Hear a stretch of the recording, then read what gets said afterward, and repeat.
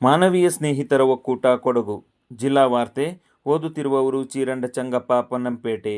ಮಡಿಕೇರಿಯಲ್ಲಿರುವ RTO ಕಚೇರಿಯಲ್ಲಿ 4,30,00,000 ರು ವೆಚ್ಚದಲ್ಲಿ ನಿರ್ಮಾಣಗೊಳ್ಳಲಿರುವ ಸುಸಜ್ಜಿತ ಸೆನ್ಸಾರ್ ಟೆಸ್ಟಿಂಗ್ ಟ್ರ್ಯಾಕ್ ನಿರ್ಮಾಣ ಕಾಮಗಾರಿಗೆ ಇಂದು ಮಡಿಕೇರಿ ವಿಧಾನಸಭಾ ಕ್ಷೇತ್ರದ ಶಾಸಕ ಡಾಕ್ಟರ್ ಮಂಥರ್ಗೌಡ ಭೂಮಿ ಪೂಜೆ ನೆರವೇರಿಸಿದರು.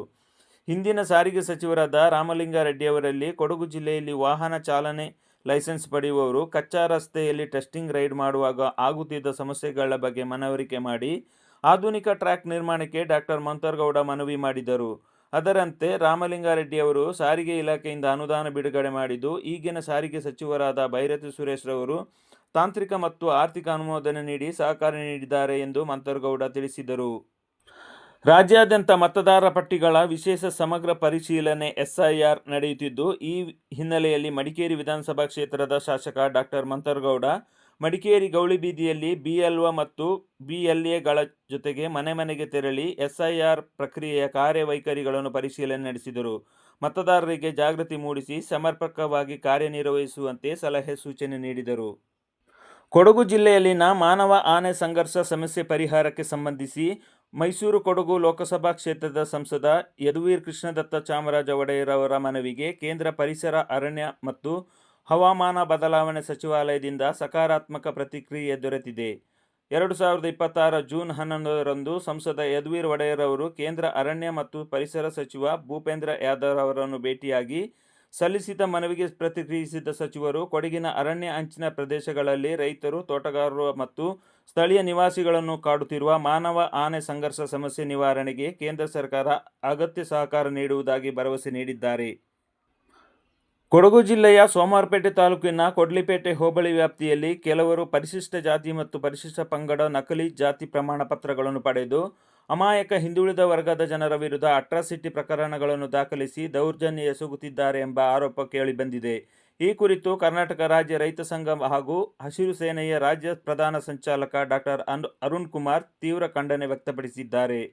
ಈ ಪ್ರಕರಣದ ಬಗ್ಗೆ ಸಮಗ್ರ ತನಿಖೆ ನಡೆಸಿ ನಕಲಿ ಜಾತಿ ಪ್ರಮಾಣ ಪತ್ರ ಪಡೆದವರ ವಿರುದ್ಧ ಹಾಗೂ ಅಂತಹ ಪ್ರಮಾಣ ಪತ್ರಗಳನ್ನು ನೀಡಿರುವ ಅಧಿಕಾರಿಗಳ ವಿರುದ್ಧ ಕಾನೂನು ಕ್ರಮ ಕೈಗೊಳ್ಳಬೇಕು ಎಂದು ಅವರು ಒತ್ತಾಯಿಸಿದ್ದಾರೆ. ಕೊಡವ ಭಾಷೆಯೇ ಚಂದದ ಭಾಷೆ. ಇದನ್ನು ಬೆಳೆಸಲು ನಮ್ಮಿಂದಾಗುವ ಪ್ರಯತ್ನ ಮಾಡುವುದರೊಂದಿಗೆ ಕೊಡವ ಭಾಷೆ, ಸಾಹಿತ್ಯ, ಕಲೆ, ಸಂಸ್ಕೃತಿಯ ಉಳಿಕೆಗೆ ಪಣ ತೊಡೋಣ ಎಂದು ವಿರಾಜಪೇಟೆ ಕೊಡವ ಸಮಾಜ ಪೊಮ್ಮಕ್ಕಟ ಕೂಟದ ಅಧ್ಯಕ್ಷೆ ತಾತಂಡ ಜ್ಯೋತಿ ಪ್ರಕಾಶ್ ಕರೆ ನೀಡಿದರು. ಕೊಡವ ತಕ್ಕ ಎಳ್ತುಗಾರರ ಕೂಟ ಹಾಗೂ ವಿರಾಜಪೇಟೆ ಕೊಡವ ಸಮಾಜ ಪೊಮ್ಮಕ್ಕಟ ಕೂಟದ ಜಂಟಿ ಆಶ್ರಯದಲ್ಲಿ ವಿರಾಜಪೇಟೆ ಕೊಡವ ಸಮಾಜದಲ್ಲಿ ನಡೆದ ಕೂಟದ 199ನೇ ಪುಸ್ತಕ ಬಿಡುಗಡೆ ಸಮಾರಂಭದಲ್ಲಿ ಮುಖ್ಯ ಅತಿಥಿಯಾಗಿ ಭಾಗವಹಿಸಿ ಮಾತನಾಡಿದ ಅವರು, ದೇವರ ವರದಿಂದ ಪ್ರಪಂಚ ಖ್ಯಾತಿಯ ಸುಸಂಸ್ಕೃತ ಕೊಡವ ಜನಾಂಗದಲ್ಲಿ ಹುಟ್ಟಿರುವ ನಾವೇ ಧನ್ಯರು. ಈ ಜನ್ಮದ ಋಣ ತೀರಿಸಲು ಕೊಡವ ಭಾಷೆಯಲ್ಲಿ ಮಾತನಾಡೋಣ. ನಮಗೆ ದಾರಿದೀಪವಾಗಿರುವ ಕೊಡವ ತಕ್ಕ ಎಳ್ತುಗಾರರ ಕೂಟದ ಸಹಕಾರ ಪಡೆದುಕೊಂಡು ತಮ್ಮಲ್ಲಿರುವ ಪ್ರತಿಭೆಯನ್ನು ಬಳಸಿಕೊಂಡು ಕೊಡವ ಸಾಹಿತ್ಯ ಸೃಷ್ಟಿಸಲು ಪ್ರಯತ್ನ ಪಡೋಣ ಎಂದು ಹೇಳಿದರು.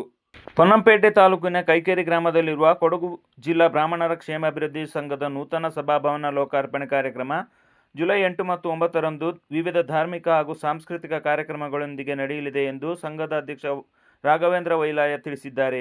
ಗೋಣಿಕೊಪ್ಪದಲ್ಲಿ ನಡೆದ ಸುದ್ದಿಗೋಷ್ಠಿಯಲ್ಲಿ ಮಾತನಾಡಿದ ಅವರು, 2 ದಿನಗಳ ಕಾರ್ಯಕ್ರಮದ ಅಂಗವಾಗಿ ವಾಸ್ತು ಹೋಮ, ರಾಷ್ಟ್ರೋಗಣ ಹೋಮ, ಮಹಾ ಸುದರ್ಶನ ಹೋಮ, ದುರ್ಗಾ ನಮಸ್ಕಾರ ಪೂಜೆ ಸೇರಿದಂತೆ ವಿವಿಧ ಧಾರ್ಮಿಕ ವಿಧಿವಿಧಾನಗಳು ನಡೆಯಲಿದೆ ಎಂದರು.